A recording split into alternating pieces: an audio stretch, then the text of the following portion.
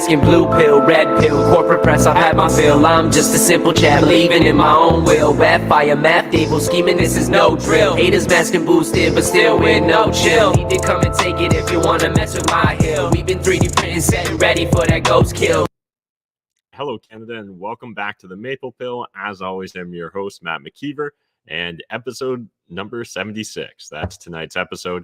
Hope you guys are having a good Monday so far, and we've got a full course of pills to discuss tonight. And before we even jump into that, we're going to high level just kind of discuss how these days in Canada, it kind of feels like, depending upon what you're protesting and who's in your protest, you're probably going to get treated a lot differently by the government as well as officials, and both like local government officials as well as national government officials. And certainly the Canadian press is going to treat you vastly differently depending upon whether they believe your protest fits within, their grand narrative.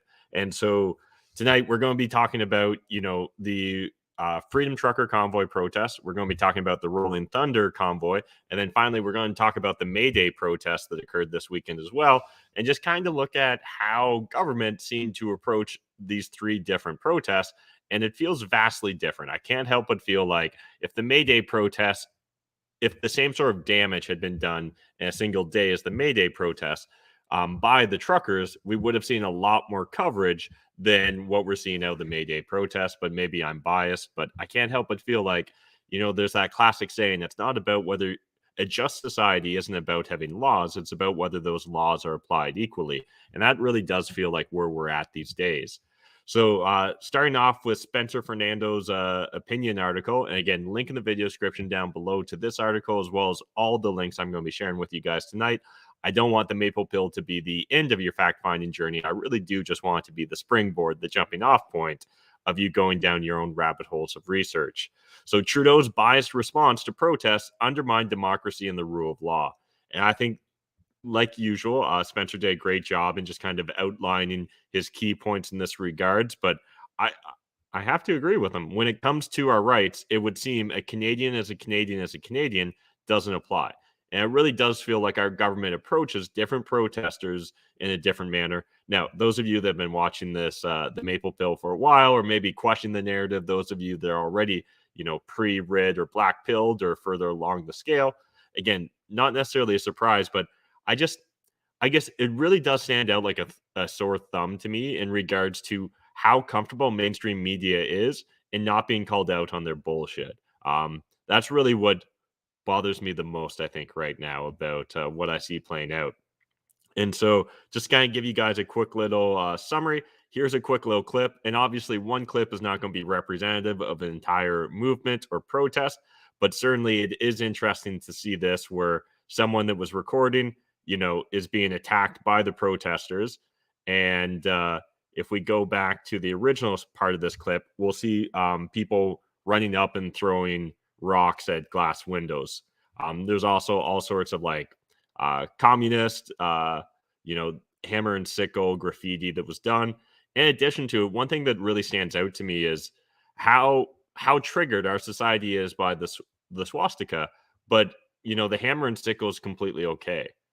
Both those regimes are guilty of mass murder. I don't know how else you'd frame it, right? Right now, I'm reading the book Bloodlands, which documents the Holodomor and all the other atrocities that were committed by primarily Soviet Russia, or at least that's the point I'm in the book right now, against the Ukraine. And then afterwards, it also covers when the Nazis came in and caused more atrocities in Eastern Europe. And so like, it's just bizarre because I know that people that probably protested here, people that are fine with the hammer and sickle, will say it wasn't an ideology of hate. They had good intentions. None of that really matters. You actually should be judged based upon the results you drive, not just your intentions, right? And starving tens of millions of people, being responsible for the death of tens of millions of people, it's kind of a big deal. And again, this is the same era, right? So there's multiple hammer and sickle flags here representing the Soviet Union.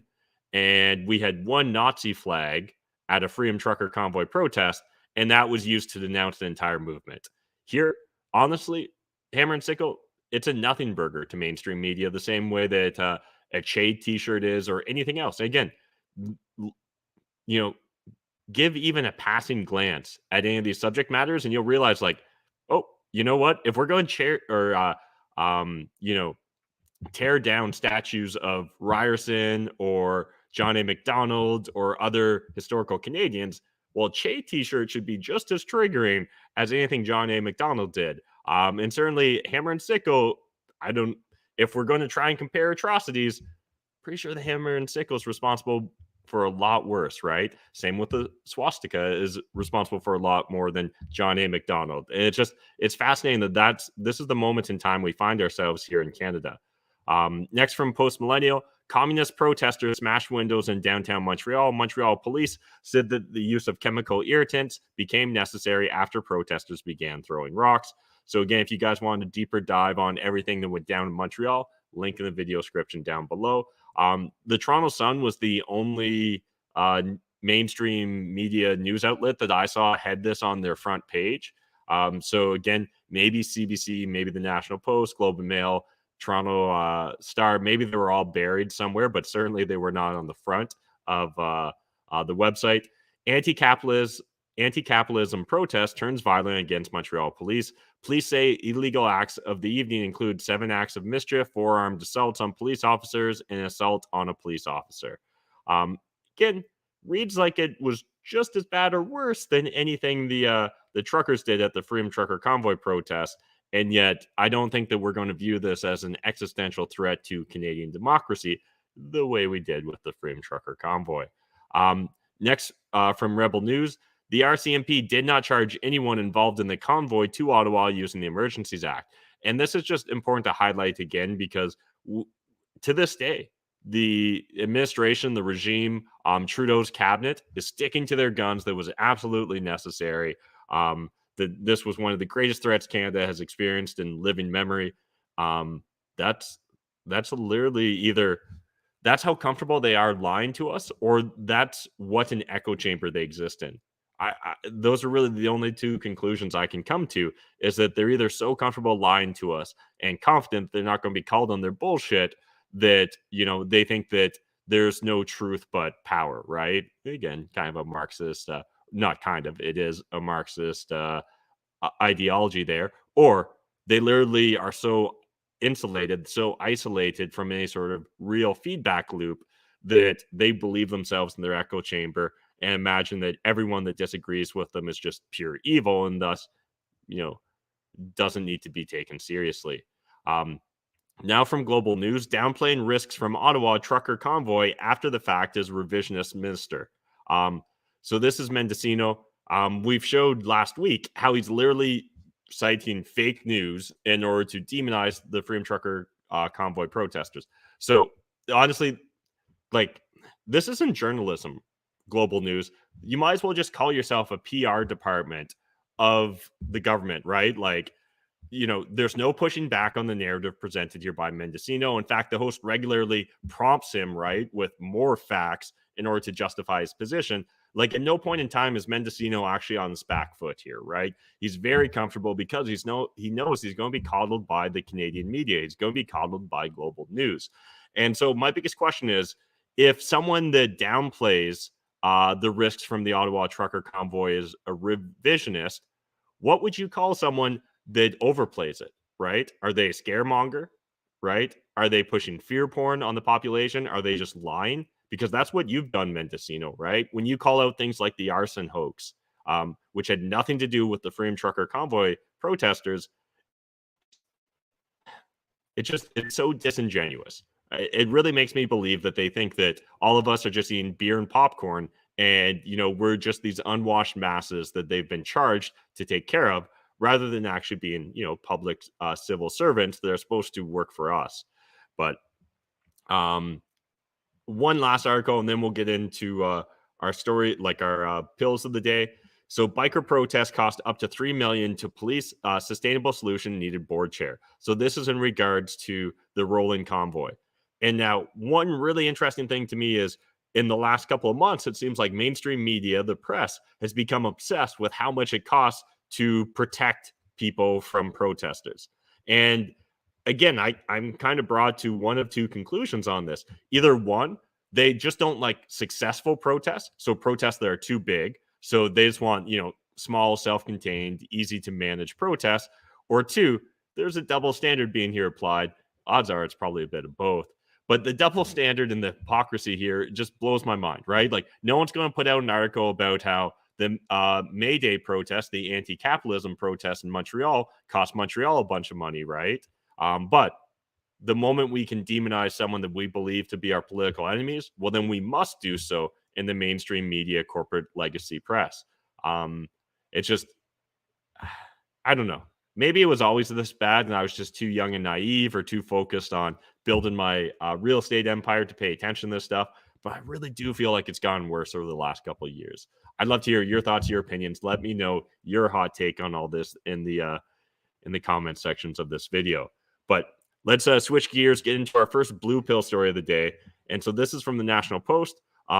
No, Ukraine does not have a neo-Nazi problem. If you want to know the truth, ask us. We're here. We're on the front line, and we know better.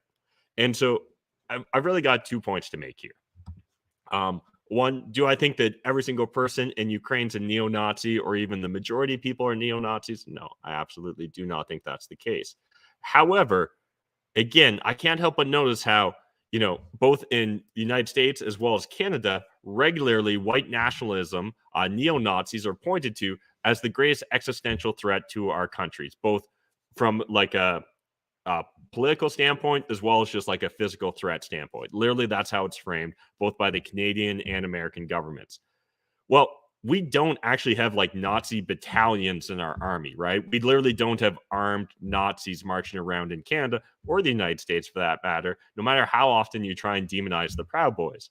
And so when looking at this, I can't help but just think, I feel like anyone that was just downplay the fact that, or anyone that tried to explain that the trucker convoy protesters were not Nazis, that they weren't white nationalists or white supremacists, would immediately be, demonized in the mainstream press and called either oblivious or blind, or they're, secretly dog whistling their audience. Yet here, when, there's verifiable proof, right? Like there's certainly a subsegment of the population in Ukraine that is very comfortable with Nazism. And yes, I know it may have a slightly different historical context, right? Nazism in Eastern Europe, oftentimes it was thought of as kind of the strongest counter to communism. So you're either Nazi or communist. And even like, based upon my, anecdotal research, even like they talk about this in like the prison system, right? That one of the most extreme things you could do in Eastern Europe prisons was to like have Nazi tattoos and things like that, not necessarily because it was purely white supremacism, but also because it was thought of as anti-communist, right? Because of World War II and the Bloodlands and all that craziness. I don't know. It just blows my mind how comfortable the National Post, mainstream media here is in overlooking it, and yet we're going to demonize what's going on in our own country, right? I don't know. It just bothers me. And so again, like in this article, they do highlight accusations of Ukraine's supposed fascism mostly rely on an obsession with the Azov Battalion, a group within the Ukrainian National Guard that has previously described itself as pro-Nazi. The Azov Battalion is undeniably problematic, and it's understandable that photos of its members posing with Nazi flags have been circulated by Ukraine's critics. Could you imagine someone just trying to say that, like someone in the mainstream media being like, yeah, it was problematic that there was one dude with a Nazi flag at the Freedom Trucker Convoy protest, but we shouldn't judge all Freedom Trucker Convoy protesters. No, mainstream media is going to say the fact that there was one Nazi flag means that everyone's evil at the Freedom Trucker Convoy protest. Meanwhile, it's the exact opposite when it fits the narrative, right? We want war in Ukraine. We want war with Russia. We want to spend as much money over there as possible because there's so many opportunities to launder money for government grift, for payouts, right? For insiders on the Beltway. It just, I guess I wish there was more adults out there. I wish there was more individuals that were actually willing to hold people accountable. Next from the Toronto Star, Ontario car plant gets $1 billion boost to build electric vehicles. On the eve of Ontario's June 2nd election call, Chrysler and Dodge factories in Brampton and Windsor are getting a $1 billion infusion from the federal and provincial governments to build the next generation of hybrid and electric vehicles. And again, I don't like government playing favorites whenever it comes to this. $1 billion is a lot of money. I don't care how you slice and dice it or try and justify it.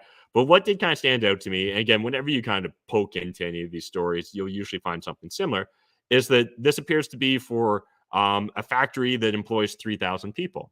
Now, again, 3,000 people, that's significant to a local like economy and region.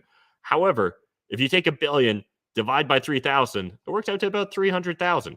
So essentially, to save these 3,000 jobs, are we willing to pay $333,000 per job we save? Because there's no real mention that it's going to expand or hire a lot more people. Hell, for all I know, it may end up employing less than 3,000 people, which will make that number even higher. But one thing that constantly does bother me is how rarely it's really spelled out what these contributions mean, right? Is it a forgivable loan? Is it a government grant? Is it a loan that has to be repaid? What sort of terms are involved in it, right? Is there certain requirements or waterfalls or anything like that to try and make sure that, in this case, the company Stellantis actually follows through on what's being proposed? Because as we've covered in some of our How Much Has COVID Cost Us Here in Canada videos, we know that oftentimes government cuts checks and then doesn't actually hold their suppliers accountable. And it turns out that, we got grafted again. Next from the Toronto Sun, Science Table bungled their projections on COVID yet again. It makes you wonder if the Science Table uses data to come up with their numbers by throwing lawn darts. Yeah. So again, we've covered this previously, but it's worth highlighting again just because every single time they seem to choose the most aggressive, the most fear-oriented sort of projections in order to, again, push their narrative. So the projections for hospitalizations ranged from 2,500 by May 1st under the best case scenario to 4,000 under the worst case. On Saturday, the most recent set of reliable figures had the province reporting there were 1,676 people in Ontario hospitals testing positive for COVID-19. So, what do we do with this, right? The government's constantly pushing fear porn on us. They're constantly trying to rationalize or justify their prescribed policy, right? Their preferred prescribed policy. So again, they start out with the end in mind. We would like more power. We would like bigger government. So let's get things like mandates, right? Let's have vaccine passports. Let's force people to mask. Let's create new divisions of the government, right? All the sorts of government bloat that we've experienced over the last 2 years. Again, they constantly project, like if you had a weatherman that literally never once predicted the weather correctly, at what point in time would you just stop listening to him? At what point in time will we actually stop listening to government health officials because they just seem to get it wrong as much or more often than they get it right? And they're never willing to just come out and actually admit, right? It always has to be, they always have to rationalize it somehow. And it's beyond frustrating at this point in time that we're 2 years into this pandemic and we're still dealing with the same sort of bullshit. Spoiler alert, I'm not sure it's ever going to end, but again, technically I'm still on blue pill, so I shouldn't get too black pilled yet. Next from CBC News, anti-abortion activists claim corruption after Tories bar social conservative from leadership race. Couple points I want to make here. But one, if you think that there's a political organization that truly has your or the citizens' best interests at heart, just know that you're always going to be second place to the political organization. So the political organization is always going to look out for the organization first. It's almost just like a law of nature, right? That you're going to want to make sure you survive first. And so to think that, the Conservative Party of Canada actually really cares about Canadians or cares about Canadians more than the political party itself completely misjudges the situation. However, it is interesting. There's a handful of different potential candidates that are saying that they met all the thresholds, and yet they're actually still not being allowed to move forward in the leadership race for the CPC. Now, a couple of things.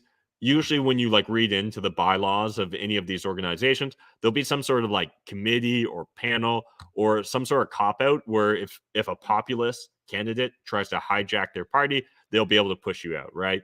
We saw this with the Democrats and Bernie Sanders, right, being pushed out. We saw this with Trump, where they tried to push Trump out. It's pretty much just like politics 101. But here's just a highlight from the article. According to the party's leadership election rules, the leadership candidate nomination committee, the group of party stalwarts reviewing applications from would-be candidates, can also rely on any other information they see fit to ascertain the suitability of an applicant. The LCNC can, in turn, recommend to LEOC the particular candidate be barred from running.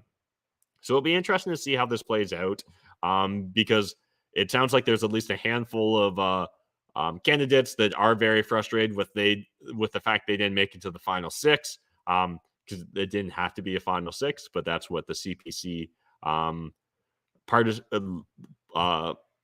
political party administration wanted to see play out here. So just kind of highlighting this, one, because don't trust any political party, and two, I think we'll see more of this in the future, and maybe it'll be the death of the CPC.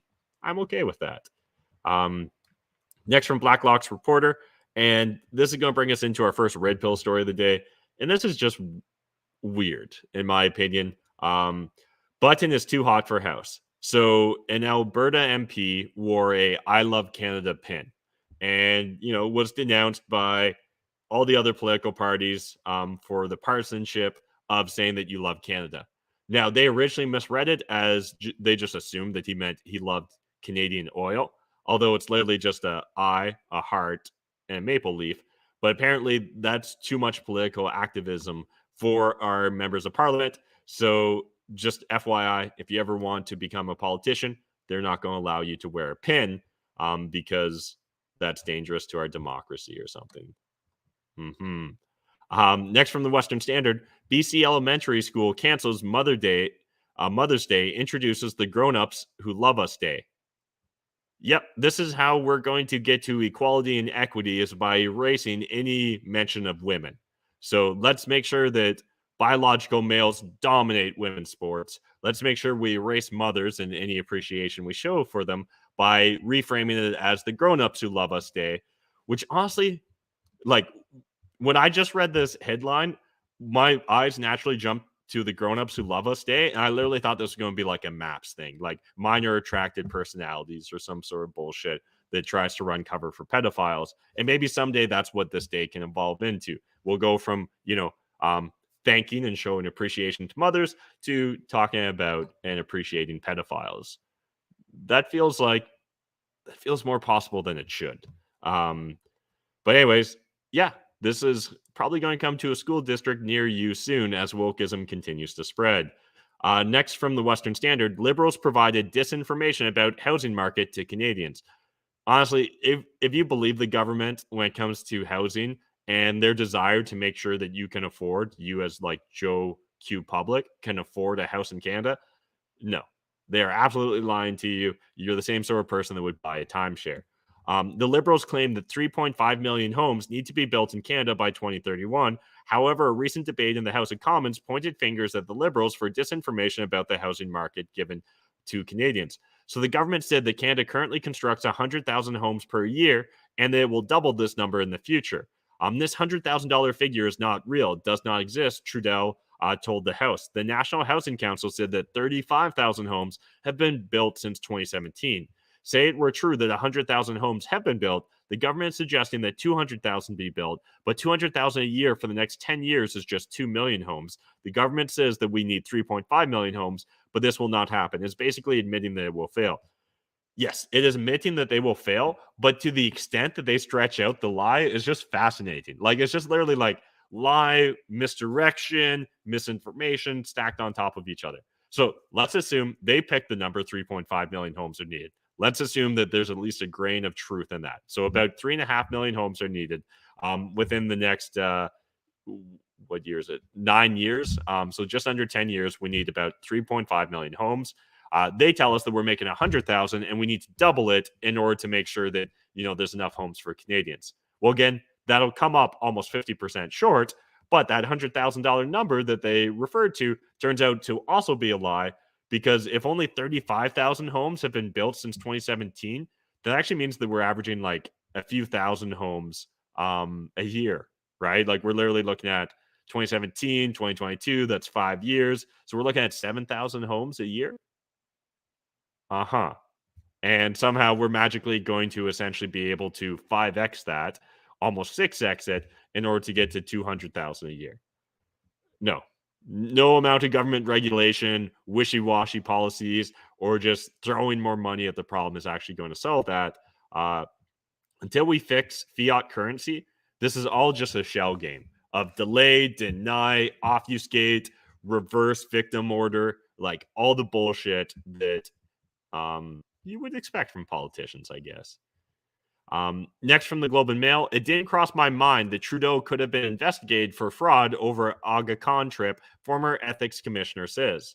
So I'm not going to spend a lot of time on this story, but it's cute how our ethics commissioner, never thought to report to the RCMP the fact that our prime minister committed an ethics breach unless he wrote himself a get out of jail free card, which again, we've never even heard that he did, but everyone knew he could. So we just assumed he did, or he'd lie about it and backdate it. Yeah.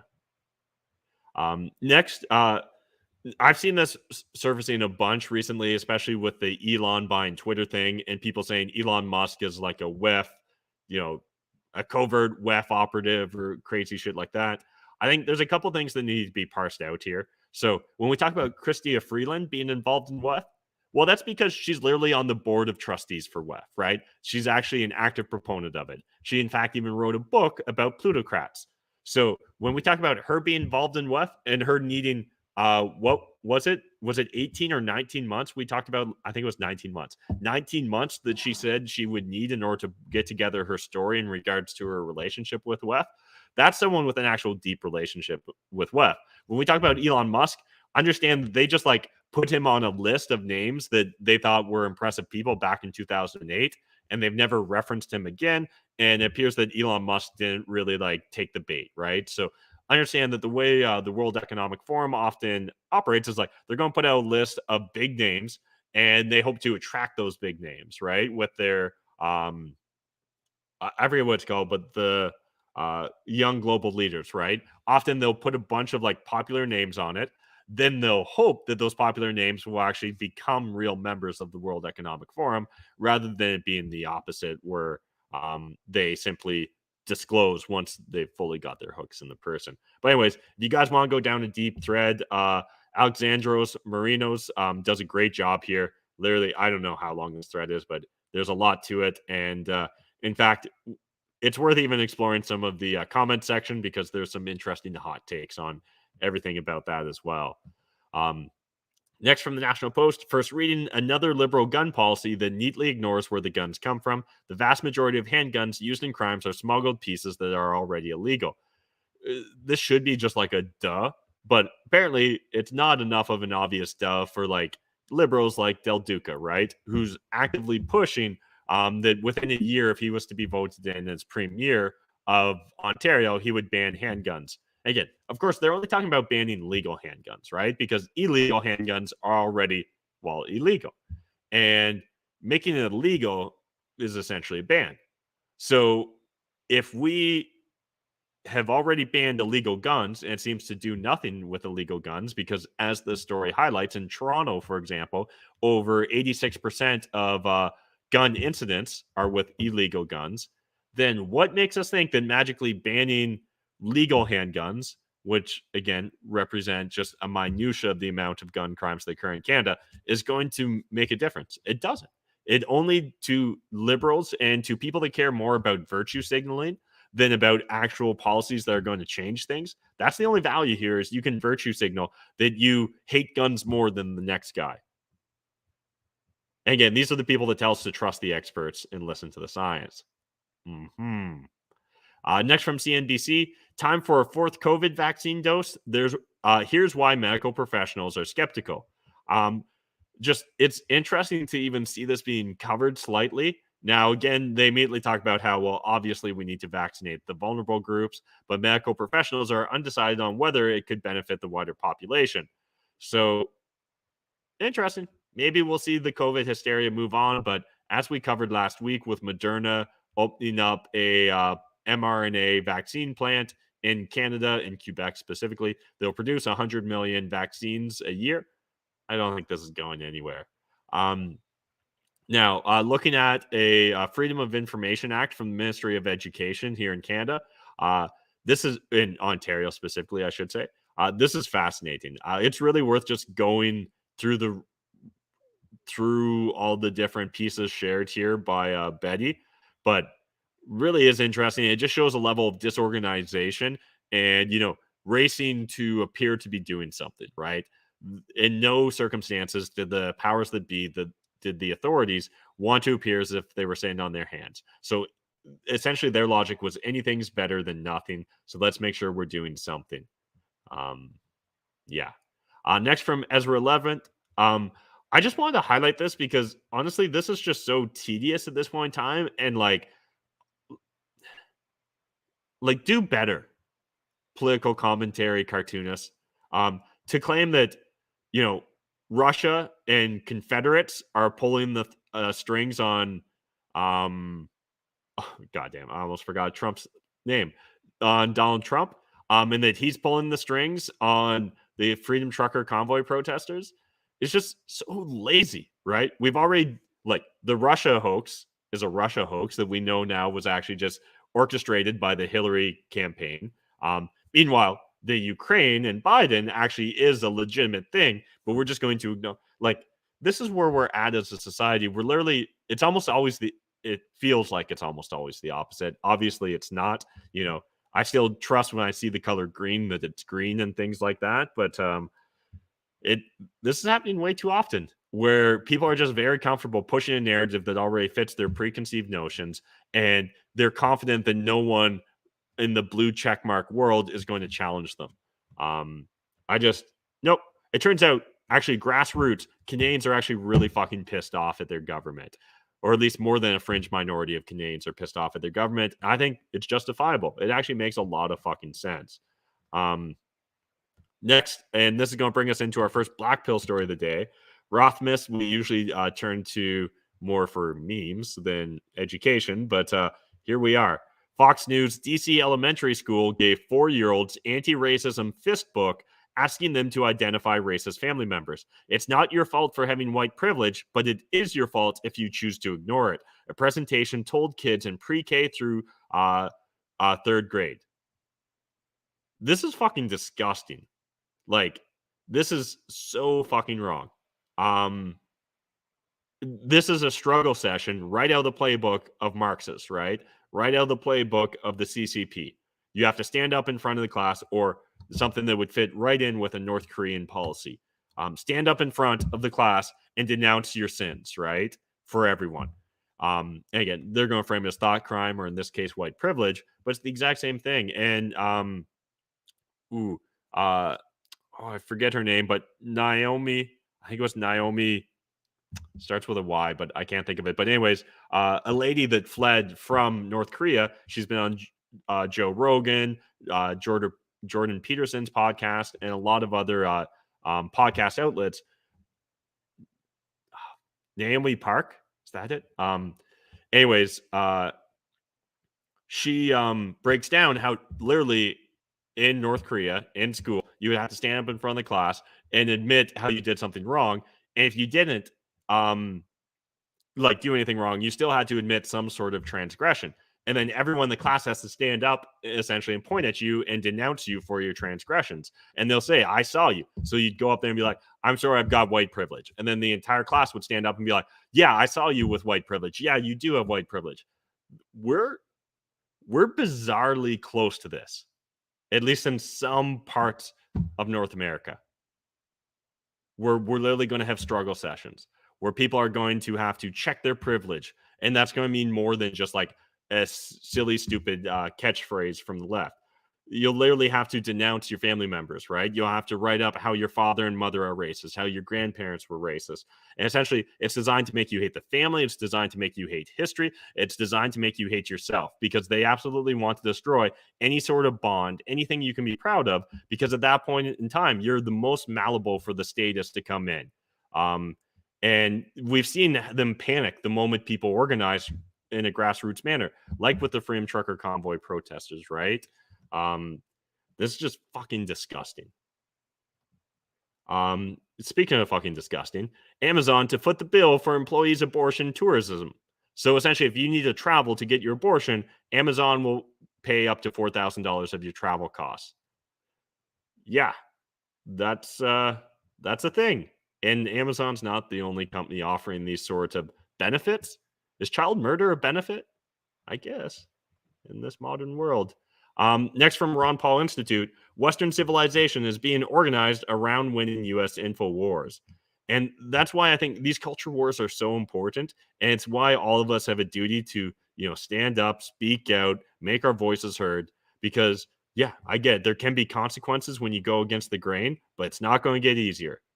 If you're not willing to stand up when when the real consequence is being uninvited from Thanksgiving, you're not going to be the sort of person that stands up when it's life or death consequences. I don't see how that plays out. If you don't have the balls to stand up now, I don't see what's going to change in the future, assuming you understand at all what's happening right now to our society. The U.S. centralized empire's use of propaganda, censorship, and Silicon Valley algorithm manipulation is the single most urgent issue of our time because it's what prevents attention from being drawn to all other issues, and all signs indicate it's set to get much, much worse. I feel the need to reiterate once again that the censorship we're seeing about Ukraine is of a whole new kind than anything we've seen before. There's no pretense that it's done to save lives or protect democracy this time around. It's just we need to control the thoughts that people think about this war. Once it was accepted that disinformation and misinformation must be curtailed from above, government and tech institutions took that as license to decide what's true and false on our behalf. We know this because now they're just openly propagandizing and censoring us about war. Yeah, maybe you guys saw it, maybe you didn't, but mainstream media had a story break this weekend that the ghost of Kiev wasn't real. Yeah, well, no shit, Sherlock. All of us knew that about 6 hours into the Ghost of Kiev story. And all it took you was what? A month and change to catch up. Now this is from Sheldon Yakwichuk. This is a really interesting thread. It's speculative. So obviously I can't confirm it, but it's an interesting rabbit hole he goes down. This is a really long thread, so we're not going to spend all the time on it, but there are currently 8,607 unreported vaccinated COVID deaths in Canada. This is up from 7,994 from last month, averaging 20 a day COVID mortalities missing. Why isn't Health Canada reporting them? So I really encourage you guys, spend some time, go through this. I'm not saying it's true, but certainly it's interesting to note that there does appear to be some discrepancies. Now, again, government organizations are inherently inefficient, so maybe they just can't get their lies straight. Maybe someone misreported something. But this original poster goes forward to essentially position or argue that, in fact, maybe these are vaccination related mortalities that are occurring. Again, I'm not saying that. I'm not saying this is true.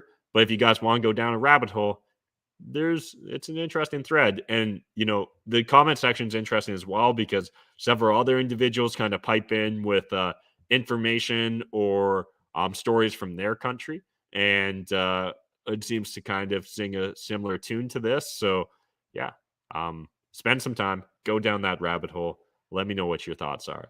Is it fact or fiction? And I think it's important that we know this exists. And I'm sorry I'm going to have to put you guys through this video, but I think it's important to understand that this is where entertainment is headed right now. So this is from Steven Crowder. This is sickening. They're after your kids. It's that simple. To the Pink Palace, my lovely friends. I first discovered drag at 13. I didn't know what it was, but I knew I wanted it. Put on the wig and the makeup, and I'm someone completely different. I'm so pretty! My drag name is Vanessa Shimmer, and okay. I'm not going to put us through watching the entire clip, but I encourage you to do so just so you can understand that this is real. So Discovery Plus just announced a new show called Generation Drag, which follows 5 teens, and we're not talking 19-year-old drag queens, right? 18, 19 years old. At that point in time, the state and just about everyone else agrees you're an adult. You probably should be allowed to do whatever you want. But we're talking about like younger teens and their journey on becoming a drag queen. Yeah. Again, like, I don't know.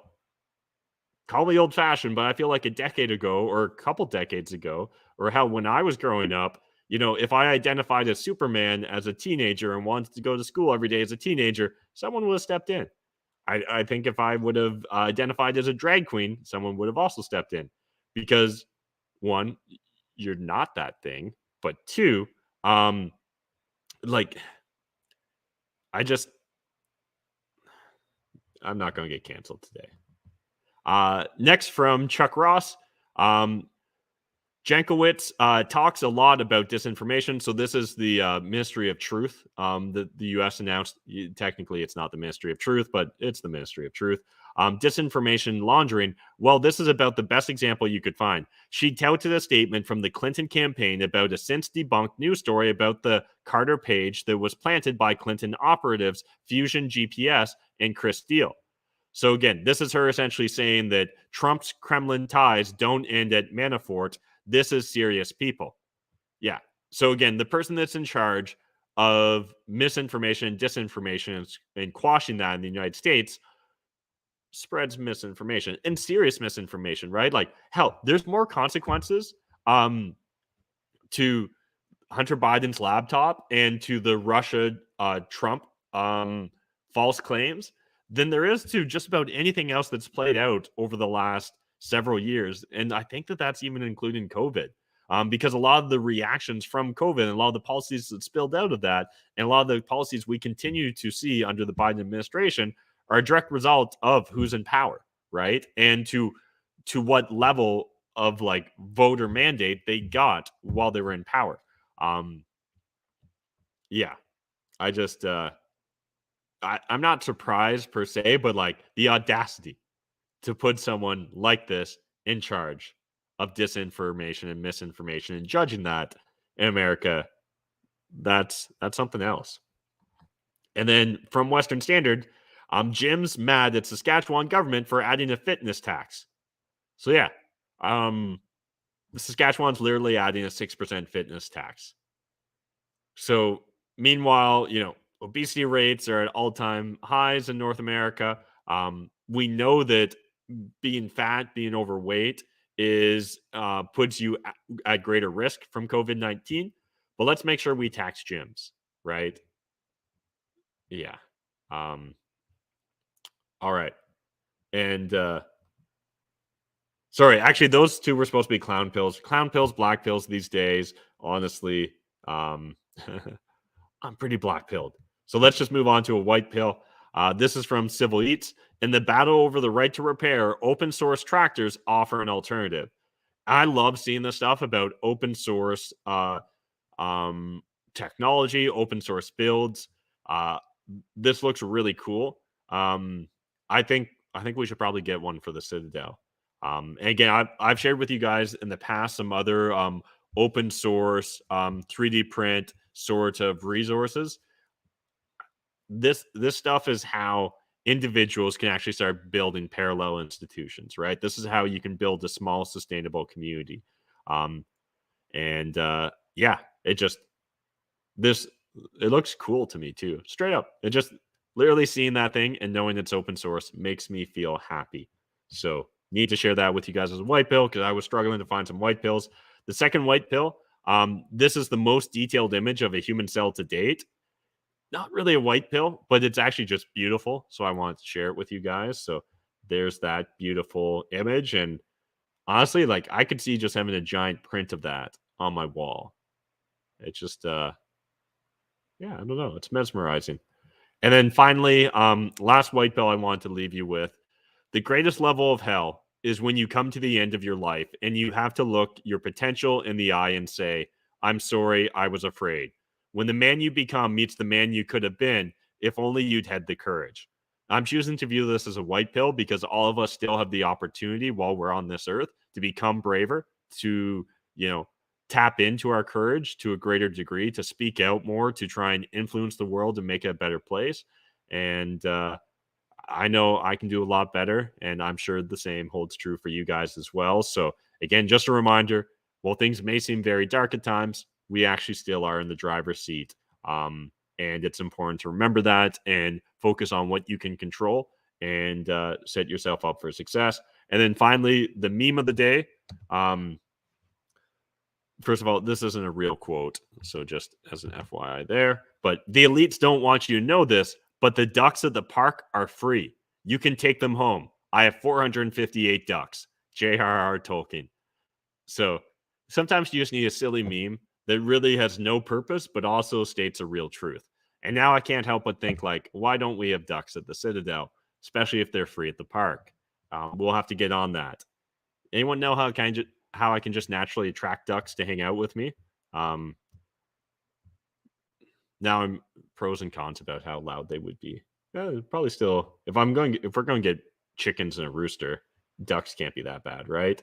But anyways, that's it for today's Maple Pill. Hope you guys are having a good Monday. It is Mailbag Monday. I didn't get any mail though, so kind of on the fence right now about whether we go long. I'll leave it up to you guys in chat to decide whether that's something we do. But let's jump over into the comment section because I really do appreciate when you guys make this a two-way conversation. So I saw Kohana was, by a mile, the first one in the chat, sharing their thoughts and hot takes on everything. Talking about some of the crazy bills that Justin Trudeau has passed, is trying to pass, and will likely pass in the future. And I've got to say, I agree that very soon he will mandate himself into being fully insulated from any consequences, meanwhile being able to almost demonize any action taken by any political opponents of his. Democracy dies just a couple bills at a time. That's literally what we're experiencing here right now in Canada. Kohana says, I feel like the Conservative Party in Canada is completely useless when it comes to holding Trudeau accountable for his actions. Are the Conservative Party in a secret alliance with Trudeau? Anything is possible, but I would honestly chalk up incompetence and self-interest and fear of cancel culture as being more the cause of the conservative blandness, right? Like, I think Aaron O'Toole perfectly encapsulates what the Conservative Party is, which is just like the vanilla Liberals, right? Just like a watered-down version of the Liberals. We've got Hungarian Experiment in the chat. We've got P58. We've got Terry, Graham. 1st of May Day, old communist holiday. Yeah. And again, it's just fascinating to see young communists so confident out there promoting their ideologies when people that promote freedom get demonized in the press. But those that push communist Marxist dogma and literally are comfortable waving the hammer and sickle have no consequences to that. Interesting. Oh, wow. The socialist wants communism. Where is the surprise? I heard Alex Pierce from Global News saying freedom of speech is not freedom for everyone else. Let me think about that. Freedom of speech is not freedom for everyone else. That's some double talk right there if I ever saw, or double speak. One of the communist models, if you are not with us, then you must be against us. Yeah, and that seems to be also right out of Justin Trudeau's political playbook. We got Mike Pixel eating chicken wings and watching Matt. All right. Appreciate the food update. Kohana, I'd rather die than pander to communists. Terry, watching my chickens out the back patio and watching Matt, and coincidentally cooking chicken strips. Interesting. Just kind of funny that people are talking about chicken so much and we're talking about ducks and chickens at the end of the show. P58, Kohana, I know communism from my own experience. Yeah, and I think it's fascinating how oblivious most Canadians, maybe insulated Canadians, are, other than those that are like first or second generation immigrants, to the evil that was perpetrated against humanity when communism was implemented, right? Particularly at the hands of Stalin and Mao. But again, anytime it got implemented, it didn't work out well. P58, then you know we are slowly but surely slipping into a communist state, especially since we don't have an effective opposition.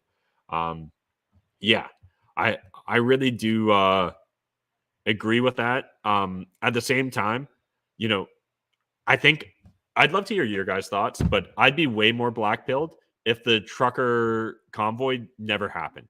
So had we gone through this spring with just, or this late winter, early spring with just more of the same, with no one standing up, with no mass movement, with no real criticism, without Brian Peckford coming forward, without some of the other liberty-oriented Canadians speaking out, I'd actually be more black-pilled. So don't disagree with you. We're still slipping into communism, but I think it's slightly slower than it might have been otherwise.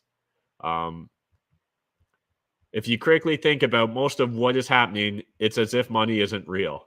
Yes, especially when it comes to government spending and things of that nature, right? It truly appears that there's no the money really has no meaning except for when it comes time to pay the state their dues, whether it be the IRS or the CRA. Bite Hunter, I saw the Ukraine's president on TikTok. Kids on TikTok don't care about war unless they can dance to it, cook it, cruise for casual encounters with it, or debate about how abortion is murder. Yeah, I agree with you. Although I would have thought most of the TikTok generation wouldn't even be talking about how abortion is murder. I thought they'd be arguing pro-choice, but Kohana, they should be terrified by us. Everyone you meet, spread the word, plant that seed of doubt towards the socialist agendas, especially if you live in an urban center or area. Agree. It definitely seems like that's the urban class, right? The urban population definitely seems to be those that are most gullible to the communist narrative. Problem is that the general public doesn't want to get involved. The less thinking, or as Matt says, wrong think, the better for them. Kohana, Terry, modern day generation is too lazy and wants everything easy. That's why communist agendas appeal to them. They don't want to provide for themselves. I do agree with that.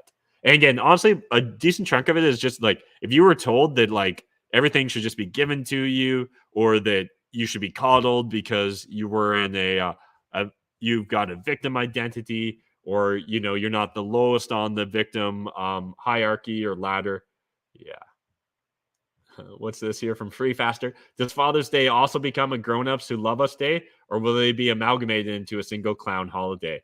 It's a good question, Free Faster. I suspect I'm going to go with it. It gets amalgamated into one day, and they'll be able to use the previous Father's Day for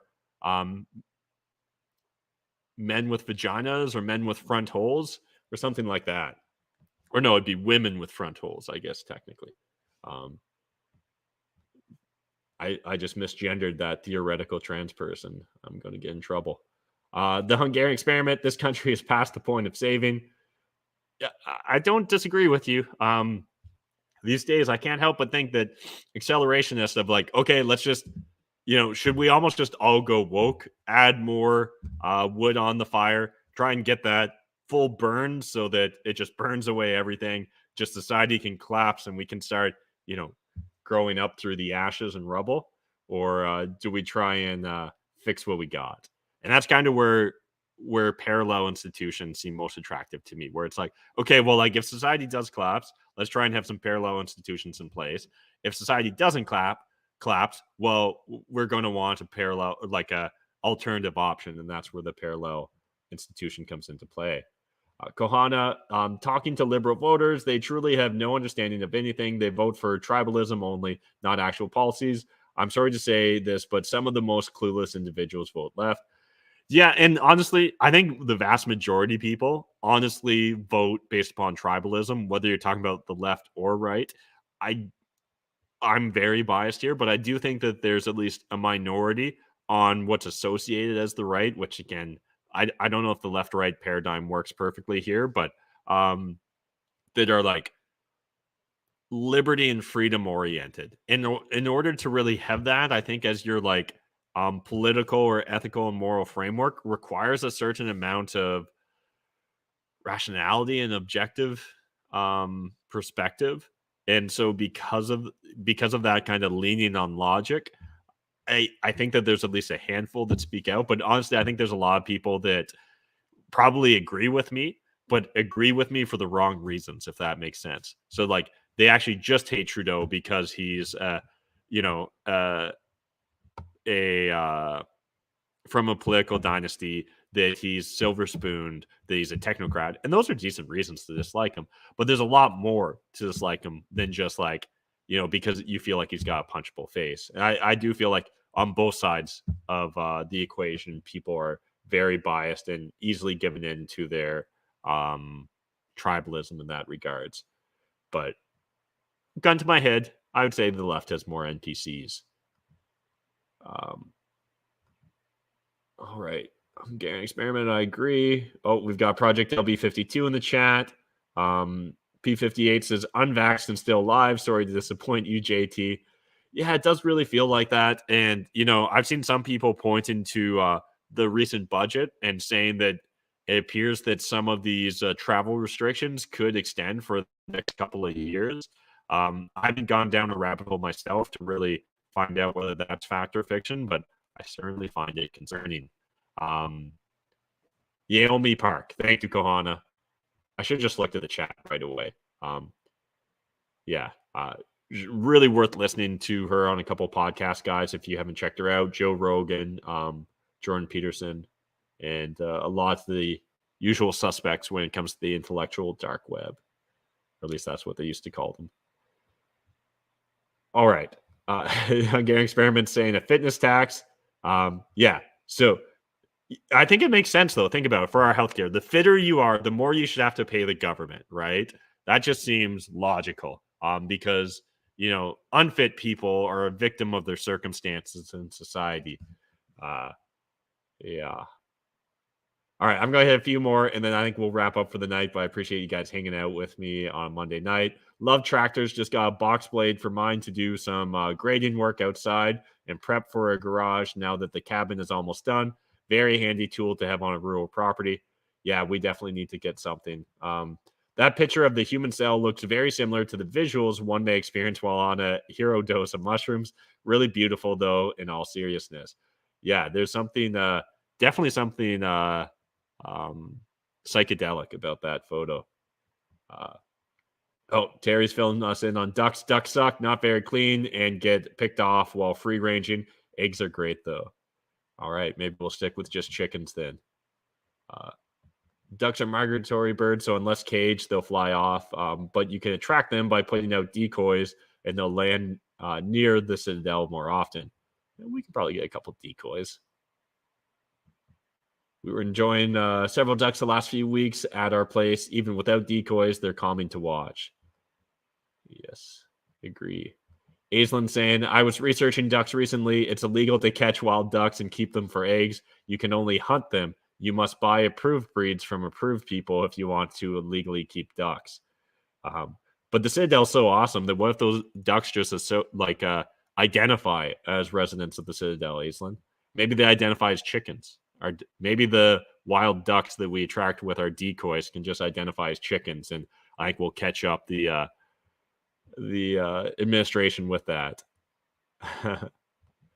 We did have a couple mallard ducks on the lake yesterday. Some swans were there this morning. I've been watching the others slide on the ice, and there are a couple of muskrats around here every day. All right. Well, appreciate you guys hanging out with me. Appreciate those of you that have already smashed. Whoop, I hit the wrong button there. Appreciate those of you that have smashed the like button, hit subscribe already. If you want more Matt McKeever, you can find me on Instagram. And no mail tonight. And I feel like I would just go down a black pill rabbit hole if I was to stream of consciousness anymore. So no mailbag tonight. I'll try and come back next Monday. Maybe something magically will pop up in the mail too. And in the meantime, though, I will leave you guys with the Maple Pill or the mailbag song. Welcome Thanks, to the Mailbag Monday show with your host, Matt McKeever. Let's open some mails, leave some smoke trails. Mailbag Monday. Send Matt a pack and it's gonna be a fun day. Mailbag Monday. Send Matt a pack, live stream every Monday. Mailbag Monday. Send Matt a pack and it's gonna be a fun day. Mailbag Mailbag Monday, send matter pack live stream every Monday. Welcome to the live stream. This is Dan the Lost Boy with Project LB52 and Space Monkey Fight Club.